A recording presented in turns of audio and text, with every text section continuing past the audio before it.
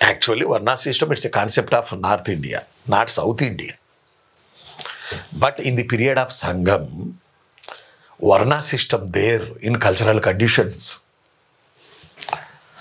According to Sangam literature, that book name known as Puranagar. Puranagar లేదా Puranagar అనే దాంట్లో అది ఏం చెప్తుందంటే సంగం పీరియడ్లో వర్ణ వ్యవస్థ ఉంది. బ్రాహ్మిన్స్, తమిళ్ బ్రాహ్మిన్స్ సొసైటీలో అత్యున్నత హోదాలో ఉన్నారు అని చెప్పింది. తమిళ్ బ్రాహ్మిన్స్ ఉన్నారుగా, ఇప్పటికీ ఉన్నారుగా, ఎప్పటికీ ఉంటారుగా తమిళ్ బ్రాహ్మిన్స్.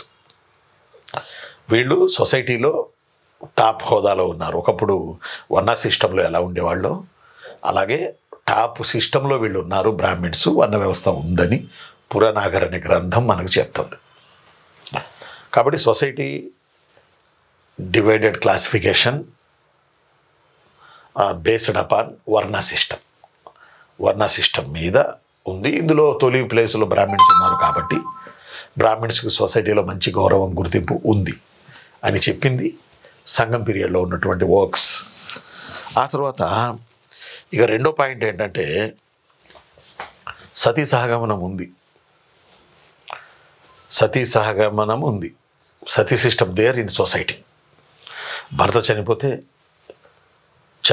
భార్య చనిపోవడం అనే కల్చర్ ఏన్సెంట్ సౌత్ ఇండియాలో ఉంది. సతీ సిస్టమ్ ఉంది. అలానే బానిసలు, స్లేవ్ సిస్టమ్ కూడా ఉంది. స్లేవరీ. ఎందుకంటే ఆ రోజుకే చోళ రాజ్యం కానీ పాండ్య రాజ్యం కానీ వర్తక వ్యాపారాలు చేసేవాళ్ళు వీళ్ళు. రోమ్ దేశంతో, గ్రీస్ దేశంతో ఆ రోజుల్లోనే సముద్ర వర్తక వ్యాపారాలు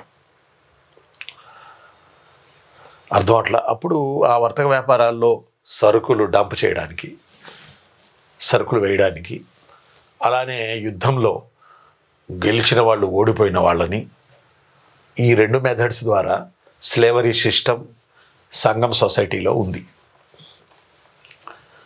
బానిస అంటే యాక్చువల్లీ ప్రాణమున్న ఆస్తి బానిస.